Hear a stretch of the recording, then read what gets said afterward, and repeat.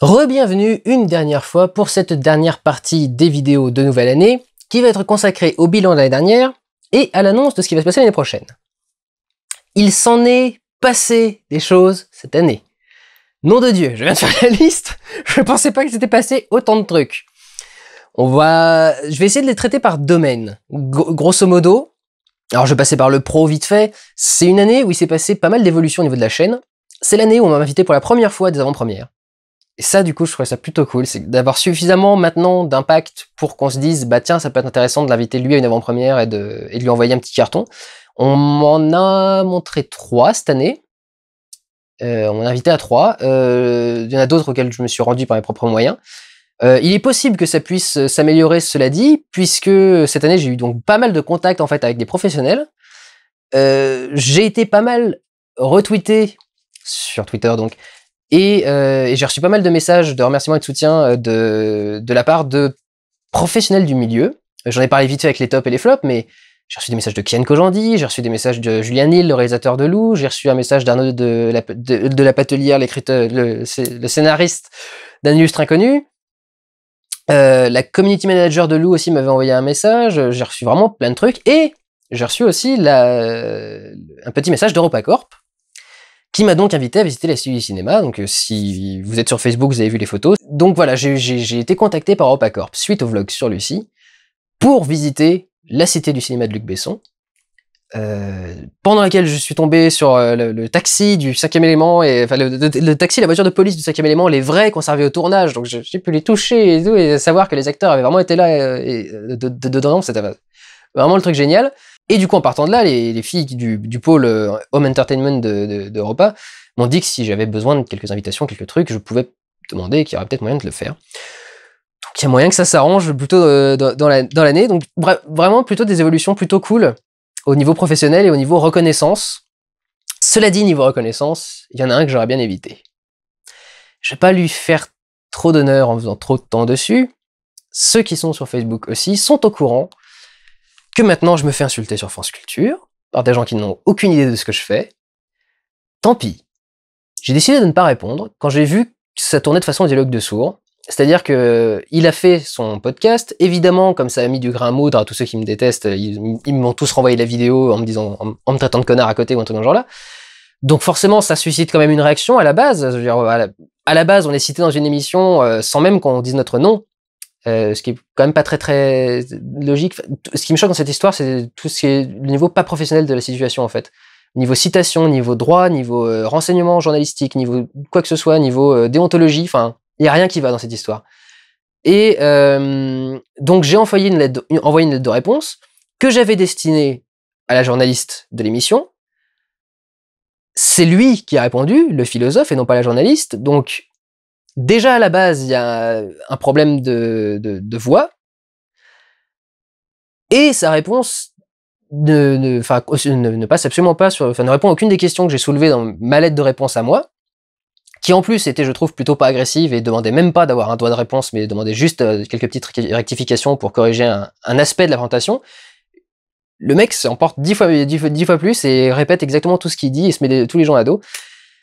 C'est un mec qui est connu pour pour se mettre régulièrement à dos le milieu d'internet et du jeu vidéo pour s'en faire des sorties régulières là-dessus. Écoutez, tant pis. Ça veut dire que je suis aussi connu qu'un truc comme Twitch ou un truc comme ça, donc je suis content. Au final, ça m'a fait de la pub, parce que je trouvais très rigolo.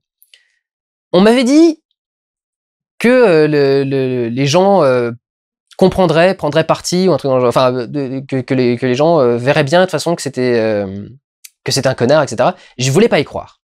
Je m'étais dit, c'est pas possible. Enfin, le mec, il a une émission sur France Culture, évidemment que c'est la voix de référence et que tout le monde va se rallier derrière lui. J'ai été surpris de voir plusieurs personnes qui m'ont envoyé des messages en me disant, bah oui, moi je suis fan de tes vidéos, et en même temps, je suis l'émission de ce monsieur, à chaque fois que ça passe, et j'aime beaucoup ce qu'il fait, mais là, il est clairement en tort, il est clairement en faux, il y a un défaut de travail, il y a un défaut de machin. Donc les gens qui nous suivaient tous les deux ont du coup réagi plutôt en prenant parti en ma faveur. Enfin, en même temps, je suis l'agressé dans l'histoire, donc généralement c'est plutôt pour moi qu'on prend parti. Et ce qui m'a vraiment surpris, c'est qu'il y a une dame qui m'a envoyé un message en me disant J'écoutais l'émission de ce monsieur tous les jours. J'ai écouté ce qu'il a dit sur vous. Je suis donc allé sur votre chaîne pour regarder ce que vous faisiez. Et ben maintenant, j'adore tout ce que vous faites. Et je n'écouterai plus ce que fait monsieur machin. À chaque fois, je fais deux à dire son nom. Parce que c'est vraiment un mais vous, je trouve que vous faites vraiment du bon boulot et je suivrai un petit peu ce que vous faites parce que effectivement, c'est plus intéressant de voir ce que vous faites vous que de voir ce que monsieur a présenté à la radio. Quand elle m'a dit ça, je me suis dit, oh là là là là, ça fait plaisir. Donc voilà, le mec creuse sa tombe tout seul, écoutez, qui se débrouille, je lui amène une pelle même s'il veut. Moi, je m'en fous, je vais arrêter de répondre à ce truc-là et puis je vais faire mes trucs de mon côté parce que j'ai bien assez de choses à me préoccuper avec juste mes problèmes à moi. Voilà. Au début de l'année, donc, j'ai reçu ce très gentil strike de la part de YouTube, qui m'a donc interdit de monétiser mes vidéos, ce qui n'était pas suffisant pour me faire vivre, mais qui permettait de rajouter ce qui me manquait pour vivre, justement. Mais du coup, ça, j'y ai plus eu droit à partir de février. À partir de ce moment-là, donc, il a fallu chercher une solution, parce que, effectivement, j'avais un gros manque d'apport d'argent dans le mois, et j'étais vraiment dans le rouge. Je gagne pas énormément, mais une fois que t'es en dessous de la barre, t'es en dessous de la barre, quoi. J'étais pas très très loin au-dessus, mais maintenant que je suis en dessous. Donc, j'ai évoqué le problème, et la plupart d'entre vous ont dit que Tipeee leur paraissait intéressant. Alors moi, j'aime pas vous demander de l'argent, j'aime pas demander de l'argent physiquement, concrètement aux gens, mais j'avais pas le choix, fallait bien que je bouffe, donc du coup, on a lancé Tipeee, ce qui a été un putain de carton, enfin vraiment, je peux que vous remercier, c'était incroyable les réactions qu'il y a eu sur Tipeee. Premier mois, il y a eu 2600 € de dons, 2600 € de dons au début, vraiment, j'ai pas compris. Du coup, cette magnifique caméra qui s'est installée en plus, le nouveau système de son, vous avez remarqué que maintenant le son il carbure quand même plutôt pas mal dans la plupart de mes vidéos. Oui, le générique sature, mais c'est normal, c'est fait exprès. Mes vidéos ne sont pas faites pour être écoutées au casque. Mes vidéos, c'est comme un film, vous les regardez avec des enceintes, vous les regardez pas avec un casque. La musique, c'est fait pour être écoutée avec un casque, mais pas un film, pas un contenu audiovisuel. J'y peux rien si votre maman est dehors à côté. Passons vite fait à ma vie privée. J'aime pas trop en parler, mais là, faut que je dise quelques trucs. Cette année, j'ai fini mon école, donc ça y est, je suis assistant réalisateur diplômé d'État. Ça s'est terminé à la fin du mois de mai, à la fin du mois d'avril, et au mois de mai, j'ai fait le stage qui a validé mon année. J'ai donc fait mon stage avec Nicolas Barry, réalisateur et producteur pas très connu, mais très bien quand même, et super sympathique et super agréable. J'ai découvert, vraiment pouvoir rentrer par la grande porte parce que j'étais en stage production, par la grande porte du cinéma, dans le cinéma, c'est vraiment très très cool. J'ai pas vu énormément de choses, je me suis pas retrouvé sur des plateaux, des machins en genre là, mais j'ai vraiment géré l'envers du décor. Et je dis bien gérer parce que je me suis retrouvé. Je vais pas vous montrer les feuilles parce que il y a les noms dessus et je suis pas sûr ils ont envie que tous les noms d'acteurs soient publiés, mais je me suis retrouvé à organiser des sessions de doublage avec des grands acteurs de doublage français. J'ai beau ne pas être très très porté sur le doublage, c'était très très impressionnant de se retrouver dans ce milieu-là. Je me suis mis à bosser avec un directeur artistique de doublage qui fait quasiment tous les doublages des grosses productions, enfin un gros truc, ce qui était vraiment vraiment très très cool. Il s'est passé plusieurs trucs. Il s'est passé que une fois que mon stage a été fait, j'ai enchaîné au-delà de mon stage toute une série de vidéos sur le cinéma du Randall, Démon du Rire, pourquoi est-ce que ça ressort. J'avais enchaîné 4 vidéos sur le cinéma du Randall, Planète des singes, Transformers, Besson et la vidéo des 2 ans. J'avais tellement de boulot rien qu'avec ces 4 vidéos, enfin je veux dire le nombre de films que j'ai dû voir et traiter, analyser pour ces trucs-là, c'était vraiment un énorme boulot. Et je me suis dit, est-ce que j'aurai le temps de tout faire? J'ai fait mon stage avec Nicolas Barry et je me suis dit, bon, grosso modo, j'ai réussi à faire les deux, donc ça va peut-être pouvoir le faire. Et donc, quand une de mes meilleures amies m'a contacté pour être assistant réalisateur sur le tournage d'un de ses projets courts, eh ben j'ai dit oui. Et j'aurais pas dû. Je me suis payé cet été. Je suis pas allé voir un médecin, donc je peux pas dire que j'en ai vraiment fait un, mais quasiment un burn-out. J'ai pété un câble cet été. Et j'en ai parlé à personne, je vous l'ai surtout pas dit à vous, parce que ça aurait foutu une drôle d'ambiance, je pense, sur le truc. Et surtout que j'estime que j'ai pas à vous raconter ma vie. Enfin, j'aime bien séparer ma vie privée et ma vie professionnelle, parce que j'ai pas à la raconter, ça fait un peu agressif. Mais j'aime pas mélanger les deux. j'ai pas forcément envie que vous sachiez tout ce qui se passe dans ma vie et tout ce que je fais. Je l'ai un peu fait par le passé, je l'ai beaucoup fait d'ailleurs par le passé. Et justement, j'ai arrêté de le faire parce que ça me plaisait pas. Une bonne partie de l'arrêt du démon du rire, c'était aussi ça, c'était que j'aimais plus ce que je faisais et je trouvais que c'était pas bien de faire une vidéo toutes les semaines à raconter sa vie. Je voyais pas l'intérêt. Donc je vous l'ai pas dit. C'est pour ça que j'ai pris des vacances en septembre. Mais aussi, c'est pour ça que pas mal de choses ont pas très bien évolué sur le site. Je suis, en fait, la fatigue aidant, je suis devenu très très très aigri. J'en ai eu ras-le-bol, en fait, de me ramasser des saloperies à la gueule tout le temps. Et avec la fatigue, je me suis mis, en fait, à prévoir à l'avance comment les gens allaient me faire chier. C'est-à-dire que vlog et pourquoi j'ai raison de tort, hein, l'un comme l'autre, je me suis mis à essayer de prévoir à l'avance comment les gens allaient me faire chier. Qu'est-ce que les gens vont me reprocher, qu'est-ce que les gens vont me dire si je dis ça. Ce qui n'est pas le format de base. Le format de base, c'était de dire, les gens disent ça, je suis pas d'accord, je vais dire autre chose. Et ça me paraît logique qu'ils recitent ce truc-là à un moment ou à un autre s'ils veulent dire l'inverse. Des fois, les gens me disent mais t'as tort, moi j'ai fait une vidéo de réponse sur tel truc et tout. Oui, mais ma vidéo est déjà une vidéo de réponse. Donc si tu fais une réponse, ça n'a plus de sens. Je me suis tellement mis à anticiper ce genre de réaction que je suis devenu ultra agressif partout. C'est-à-dire aussi bien dans les pourquoi j'ai raison d'avais tort, qui ont perdu de ce côté relax et décontracte qu'a eu le Harry Potter par exemple, le dernier que je viens de sortir. Et dans les vlogs aussi, et dans les vlogs, ça s'est montré particulièrement catastrophique. Vous aurez remarqué qu'il y a beaucoup de choses qui ont changé, c'est à ça que je viens. Il a fallu réagir. Il y a un moment où je me suis rendu compte que c'était plus moi. Et c'est pas bien parce que c'était le but de cette chaîne, c'était que je vous montre mon point de vue et mon idée à moi du cinéma.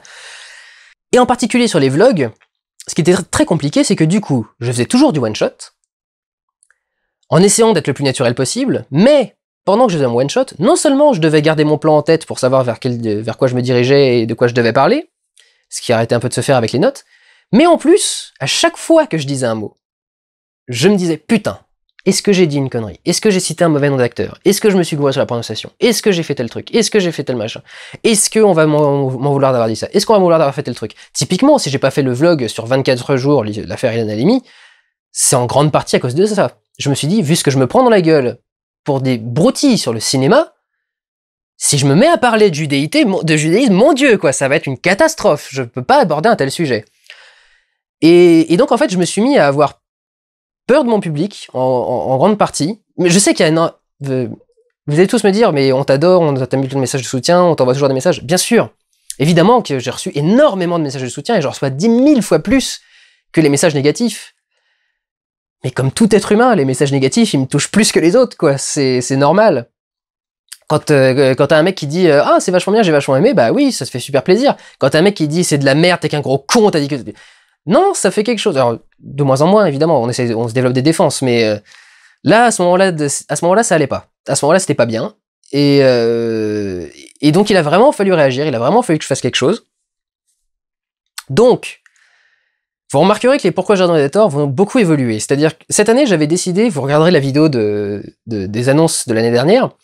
J'avais dit, cette année, je vais essayer de faire un peu plus de sorties en accord avec les sorties au ciné. De faire mes vidéos en accord avec ce qui sort. Ben, je l'ai fait un peu plus, au final, j'ai fait que ça. Donc, c'était un peu particulier. C'est con parce que ça m'a forcé à parler de sujets à des moments où j'ai pas forcément envie d'en parler. C'était pas forcément le meilleur moment pour en parler ou le meilleur endroit. Transformers, typiquement, j'aurais préféré attendre encore. Déjà, j'avais trop de vidéos à faire en même temps pour traiter tous les blockbusters qui allaient sortir en été. Mais j'aurais voulu attendre quelques mois de plus parce que Transformers, là, j'étais encore fatigué de la planète des singes. Je savais qu'il y avait Besson qui arrivait derrière. Je savais qu'il y avait que 3 films. Je les ai pas fait très consciencieusement. Ils sont bons, je ne les renie pas. Mais j'ai pas été au max. Je sais très bien que j'étais pas au max de mes capacités quand j'ai écrit ce texte. Ça se sent dans les résumés, par exemple, qui sont très très très très longs, qui décrivent beaucoup trop les films. Donc voilà, je me suis retrouvé en fait piégé à mon propre piège. L'arroseur arrosé, bloqué par les sorties des films, et des fois, bah non, j'ai pas envie de parler de tel film ou tel truc à tel moment. C'est aussi pour ça qu'il y a des choses qui ont mis beaucoup de temps à sortir, genre Harry Potter, bah, je suis très content d'avoir attendu 2 ans pour sortir Harry Potter. Je suis très content d'avoir attendu 1 an et demi pour sortir La Planète des Singes, ou Luc Besson. Ceux-là, pour le coup, je trouve que je les ai sortis au bon moment et j'avais bien travaillé mon truc. Il y en a que j'aurais dû repousser. Et je me suis tellement formalisé à cette grille de sortie par rapport aux sorties cinéma que je me suis imposé des rythmes qui étaient monstrueux. Donc, l'année prochaine, les Pourquoi j'ai raison j'avais tort seront beaucoup plus libres. Je vais continuer à faire quelques sorties en accord avec les sorties, parce qu'il y a des moments où c'est intéressant. Là, typiquement, je vais... Ah non, je ne vais rien dire. Je déteste annoncer mes sujets à l'avance. Là, typiquement, je vais le faire. Je vais me remettre à bosser sur un truc lié à une sortie, mais dans le cours de l'année, je vais me remettre à faire des sorties un peu plus larges, un peu plus libres. Et ce sera pas prévu, ce sera pas lié à une sortie, ce sera pas quoi que ce soit, parce que je me fais piéger. D'un côté, moi, je me mets des deadlines qui sont des fois très, très difficilement tenables, parce que des fois, il y a juste 2 semaines entre la sortie de 2 films, et c'est compliqué vraiment de faire une vidéo dans 2 semaines. Mais en plus, je me prends mon propre piège par rapport à vous, parce que maintenant, dès qu'il y a un film qui sort, vous pensez que je vais faire un Pourquoi j'ai raison de tort sur un sujet, quoi. Par exemple, Fast and Furious. Mon Dieu. Non, je fais pas des sujets sur tout ce qui sort, je fais des sujets sur ce qui m'intéresse, et sur lesquels j'ai des choses à dire, surtout. C'est ça le truc, c'est que... je peux pas faire un sujet sur toutes les sagas de films, sur tous les trucs que vous me demandez. Il y a des choses qui m'intéressent et des choses sur lesquelles surtout je vois les éléments. Je vois pas les éléments sur tous les films, il y a des éléments sur lesquels des fois ça me passe un peu sous le nez et je suis juste pris par l'ambiance ou un truc dans ce genre-là. Enfin bref, c'est pas une science infaillible. Donc du coup, ouais, je fais ce qui m'inspire et ce sur quoi j'ai quelque chose à dire et je sais que ce que je vais dire est valide. Surtout, ce qui m'empêche pas des fois laisser traîner une ou deux conneries, un ou deux trucs qui sont pas très très bons dans la vidéo. Typiquement sur Harry Potter, non, Lily Potter ne se transforme pas en Animagus, mais dans ma tête j'étais persuadé qu'elle le faisait, et c'est le seul truc que j'ai pas vérifié. En plus, évidemment, c'est toujours le truc que je vérifie pas qui est faux de toute façon. Ce qui veut dire que tous les trucs que j'ai vérifiés devaient être faux aussi avant, mais bon bref. C'est voilà, pourquoi j'en avais tort, essayer d'être plus libre. Et au niveau des vlogs, je crois que vous aimez bien le nouveau montage qui apparaît. Très franchement, je suis 10 000 fois plus décontracté avec ce nouveau vlog. Tel que je suis maintenant, je suis beaucoup plus comme ça que comme je suis dans mes vlogs habituels. Les vlogs où vous me voyez tirer la gueule, en train de gueuler, en train de péter des gueulantes, je suis pas comme ça d'habitude. En tout cas, c'est pas censé être le trait principal de ma personnalité, et c'est effectivement dommage que ce soit le seul qui finisse par en ressortir. Donc c'est pour ça que maintenant je me mets à agir dessus et me dire, bah oui, peut-être qu'il faut que je change ça quand même. Parce que non, je suis pas un trou du cul, quoi. Je suis un mec... J'ai des côtés connards, évidemment, mais comme tout le monde. Et à la base, je suis plutôt un mec sympathique et avenant, et ça m'ennuie qu'on retienne pas ce côté-là quand on va sur mes vidéos. Quand les gens voient mes vidéos, ils retiennent le côté pédant, donneur de leçons, moral ou un truc dans ce genre-là, ils retiennent pas le côté sympa. C'est que donc, il doit être peu présent, et donc c'est ce que j'essaie de bosser, et le montage, c'est ce qui me permet de faire ça, par exemple. Parce que ça y est, j'arrête de faire toutes mes phrases en réfléchissant à ce sur quoi je vais pouvoir enchaîner, ce sur ce que je vais dire après, à réfléchir à ce que je viens de dire. Si j'ai un doute sur ce que je viens de dire, je m'arrête. Je vérifie mon truc, je réfléchis 10 secondes, et puis je me dis, bon, je refais ce mot-là ou pas? Oui, on va refaire ce mot-là, parce que sinon c'est pas bien. Et je change pas mon message, je change juste le mot pour mettre un truc qui, au moins, fait que ça passe mieux, quoi, que ce soit plus léger, et que ce soit pas aussi agressif que tel que c'était lancé à la base. Donc vraiment, ce nouveau format de montage, il me plaît beaucoup. J'aime bien cette idée de faire ça, d'être... je pense encore faire évoluer le vlog. C'est pas impossible de encore changer les choses. J'ai des idées en tête, j'ai des trucs à faire qui permettraient dans le truc plus convivial, d'encore mieux faire ressortir l'esprit d'origine. Mais voilà, il y a pas mal de choses qui vont qui peuvent changer à ce niveau-là. Pourquoi j'en ai parlé. Détournement, nouvelle émission qui est arrivée. Parce qu'effectivement, faisant le Pourquoi j'ai raison, vous avez tort sur Michel Hazanavicius, je me suis fait la classe américaine et je me suis dit, mais c'était tellement cool de faire ça. Et je m'en rendais pas compte, mais du coup je m'y suis remis sur Gravitude. Et c'est un tel bonheur de bosser là-dessus. Surtout que c'est facile maintenant. J'y arrive tellement rapidement, enfin, ça représente beaucoup de travail, bien évidemment. Mais je suis tellement habitué à faire ce travail que j'ai plus l'impression que c'est du travail. Les détournements, c'est très très cool. Je vais en faire d'autres. C'est sûr. Alors, il y a des gens qui ont pensé qu'il y avait un côté critique quand même dans les détournements. Il y en a un petit peu, qui a toujours été là quand je faisais des parodies vidéo, parce que je trouve que les parodies vidéo sont aussi un moyen de dénoncer un peu les côtés un peu légers du film. Mais c'est pas le but premier. Disons que là, c'était présent dans le sketch du Super Mario, pas celui qui a le plus marché d'ailleurs, mais je m'y attendais, parce que c'est pas drôle à la base, c'est juste, surtout qu'il y a effectivement un concept derrière. C'était de dire que voilà, Gravity est un scénario de jeu vidéo et que si on mettait des bruits de jeux vidéo, je trouve que ça se voyait assez bien. Et je pense qu'au final, même si ça ne fait pas rire, ça se voit assez bien dans Gravitude. On n'est pas par terre en train de se tordre le bide, mais ça a quand même un truc un peu rigolo. Et pour le reste, il y avait une grosse difficulté dans Gravity, c'est qu'il y a deux personnages principaux et qu'ils ne parlent que pendant une des 2 heures de film, et encore même pas une demi-heure, 40 minutes. Puisque Clooned part très très vite. Donc forcément, j'avais peu de scènes à parodier. Et il y en a beaucoup que j'ai repris plusieurs fois, alors dans des contextes complètement différents, pas toujours de la même façon, pas toujours le même truc, mais des fois si. C'était l'enjeu de Gravity. Je voulais mettre un enjeu en plus parce que je sais que je peux faire du détournement en vidéo. J'en ai déjà fait plein, j'en ai fait pendant 10 ans. Et avec beaucoup de succès quand même. Donc, parce que les vidéos haricots verts, maintenant, ont plus de vues que mes vidéos sur le cinéma du Randall. Putain, j'arrête pas. Parce que je suis en train de parler des deux en même temps. Les vidéos que j'ai fait sur le démon du rire à l'époque, les détournements d'Harry Potter à Ecover, par exemple, ont dans les 200 000 vues chacun, entre 100 000 et 200 000 vues chacun, ce que je ne fais pas à l'heure actuelle avec mes vidéos du cinéma du Randall. Donc c'est fou parce qu'on me connaît pas pour ça, mais c'est plus connu que mes vidéos du cinéma du Randall. Internet, c'est génial. Donc je savais que je pouvais le faire. Là, je voulais mettre un challenge en plus en me disant, je vais faire un film qui est compliqué à détourner en plus. Il se trouve que j'avais déjà pas mal d'idées pour le film, que j'en avais déjà eu avant, parce que je peux pas m'en empêcher. Quand je vois un film et que j'ai une connerie, il faut que je la sorte.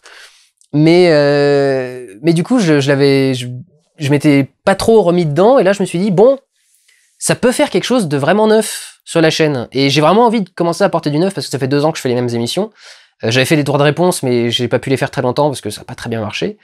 Et du coup, je cherchais comme ça un nouveau concept à faire venir. Je trouve que le détournement, je peux le faire assez rapidement.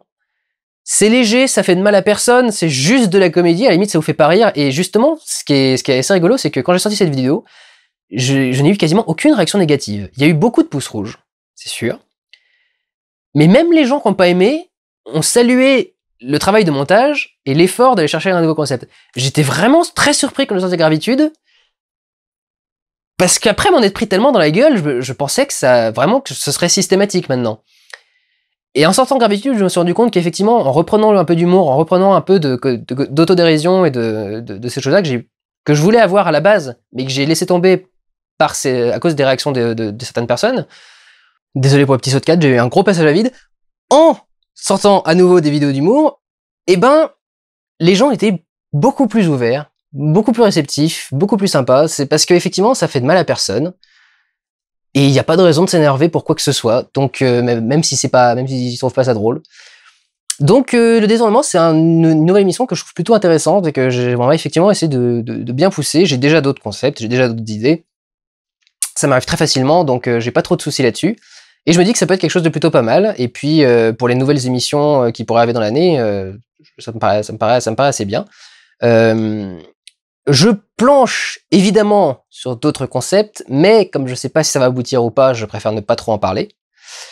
Je vais donc vous laisser ici pour ce qui est du bilan et de l'évolution de la chaîne à venir, en espérant que ça se passe le mieux possible et que je puisse mener à bien les projets que j'ai en tête. Je sais pas si je vais vraiment y arriver, mais on verra bien. Merci beaucoup d'avoir suivi toutes ces vidéos. Je vous souhaite encore une fois une très bonne année. Prenez soin de vous, allez voir des films. Ciao!